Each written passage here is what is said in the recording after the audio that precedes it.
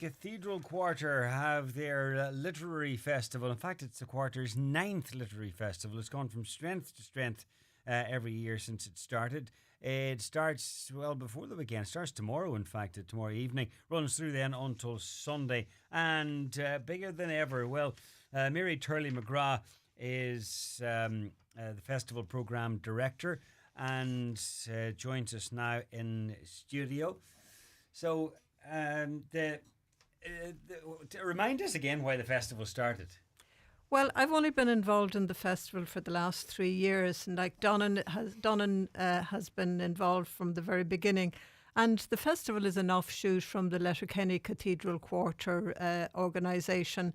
And they decided 9 years ago that to have a literary festival would be a good way to promote the town and so on. So for the first few years, as I say, I wasn't involved. Then during COVID, one day I found an old leaflet with Donnan's details on it. I rang him up and I said, could I do a reading? And that was 2021. And since then, I've been involved with Donnan promoting, actually structuring the festival programme for 22, 23 and 24. And it's been a pleasure to work with Donnan because he has so many contacts. He knows a lot of people and people are more or less drawn to him and people have got to know about the festival. So we get a lot of offers from people to come and take part. And yesterday I was in a certain health centre getting my anti-flu jab and I gave the young nurse one of the programmes and she looked at it and she said, oh, that's a lovely thing to have in our town.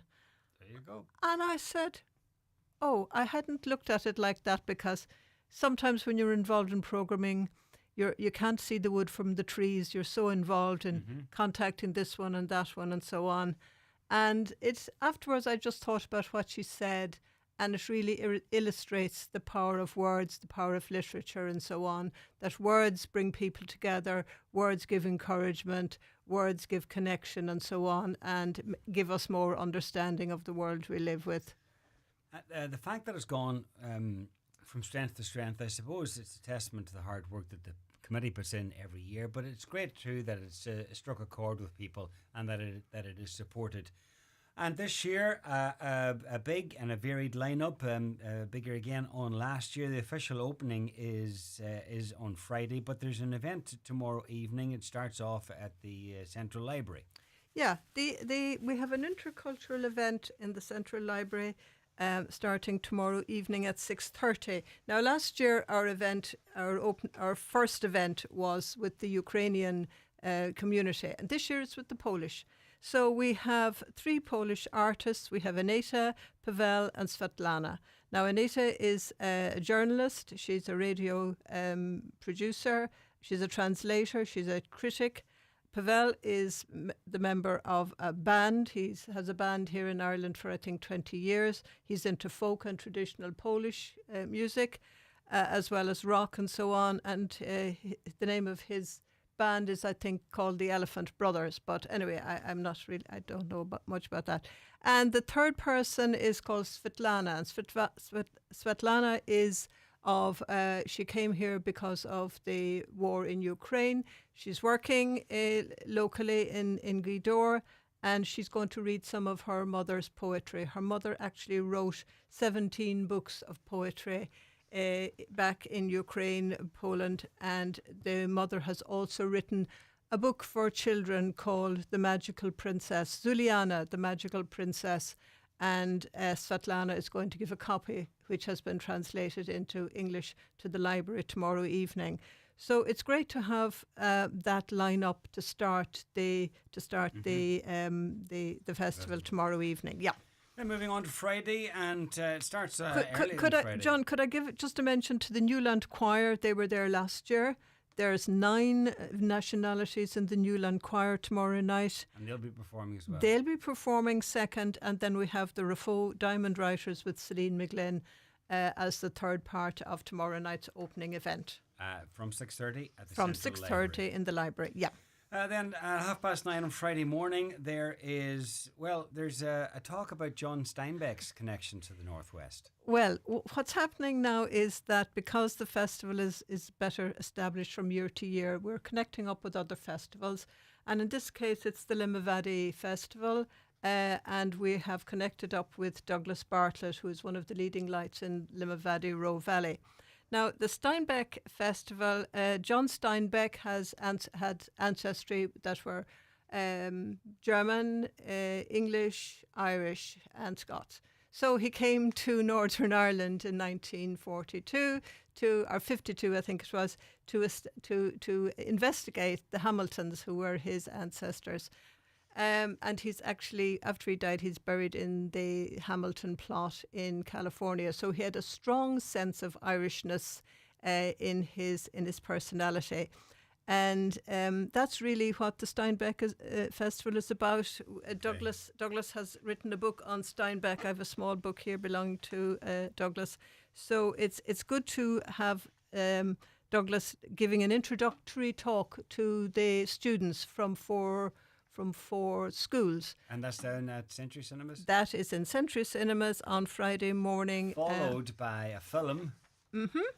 And taken from one of his most famous book. Of Mice and Men. Yes. Yeah. So the schools, St. Eunan's, Errigal College, Finn Valley and St. Columbus are sending students. Now, that's a new departure, John. We haven't had schools involved in the festival up until now. So we're delighted about that, and we're delighted to have the cooperation of Century Cinema for that. And I'm sure you're delighted to have Kathy Donaghy performing the official opening. Kathy sounds to be, I don't know her personally. I couldn't meet her when she was here when she was around last week.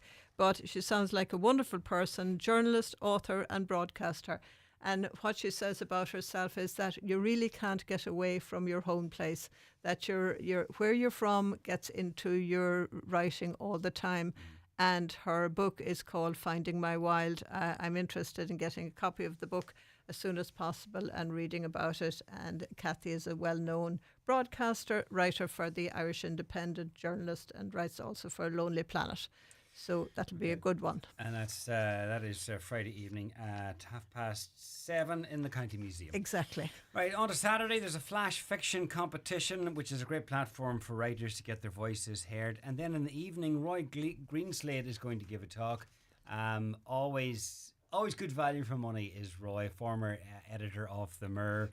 And he has a connection. Well, I mean, the Jane Austen connection, I suppose, kind of heralded the start of this festival.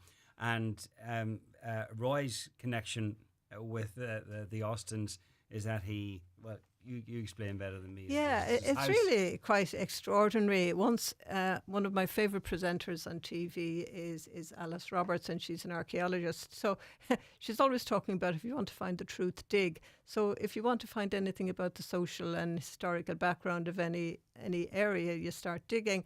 And I think it's really coincidental that this man, who has worked for the Sunday Times, for the Daily Mirror and for the Guardian, happened to buy a house that was once lived in by Lord George Hill, who was married to the niece of Jane Austen. And this niece is buried in Conwall Church graveyard. Yeah. Okay, so that talk is on Saturday evening. And that is in Dillon's. Then on the Sunday morning, the first event is also in Dillon's, and it's a lecture about the literary genius that was Brendan Behan. Exactly. The festival has two central themes over the years, two basic or foundation themes, and they were the Jane Austen connection and the Brendan Behan connection.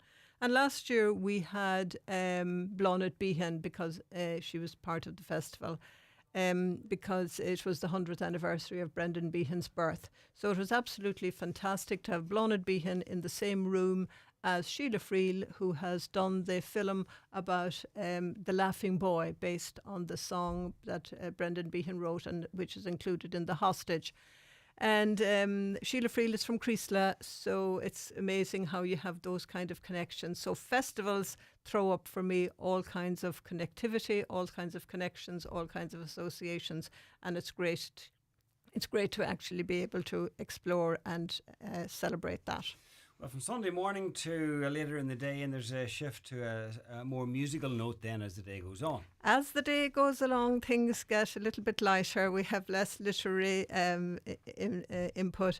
We have the Donegal Chamber Music Concert in Conwell Parish Church. They're annual contributors to the festival.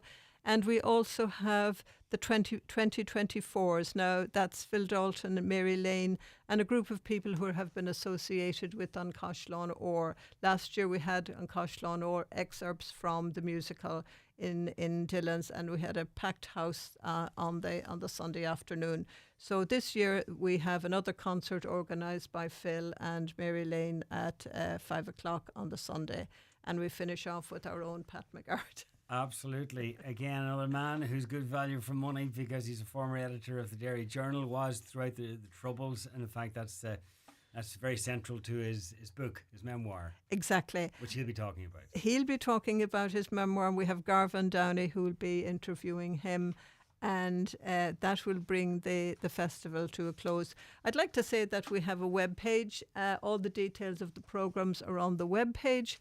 And we also this year have had a podcast which was done for us by Phil O'Kennedy. There's a series of 5 podcasts, and for example, Roy Greenslade is on the podcast, Donnan and myself, Yvonne Redden, James Atchison. James has done the connections with the schools and is responsible for getting the schools event off the ground.